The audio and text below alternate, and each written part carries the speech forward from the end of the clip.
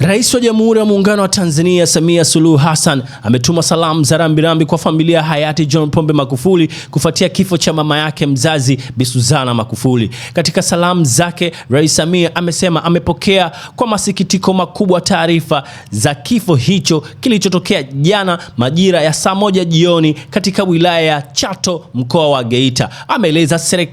Ameeleza kuwa serikali pamoja na yeye binafsi wanaungana na familia ya marehemu katika kipindi hiki kigumu cha majonzi, huku akiwasihi kuwa wavumilivu, nguvu na faraja wakati huu mgumu wa msiba mzito. Kwa niaba ya serikali na kwa niaba yangu binafsi, naungana na familia katika kipindi hiki kigumu cha majonzi, tukiwaombea nguvu, faraja na uvumilivu, amesema Rais Samia. Aidha, amemuomba marehemu apumzike kwa amani milele daima. Taarifa hii imetolewa na mkurugenzi wa mawasiliano ya Rais Ikulu, Bakari S. Machumu. Langu jina naitwa Osman Maalim. Asante kwa kunisikiliza. Hapa ni 69 Media Pro. Tukutane tena wakati mwingine. Bwana ametoa, Bwana ametoa. Inna lillahi wa inna ilaihi rajiun.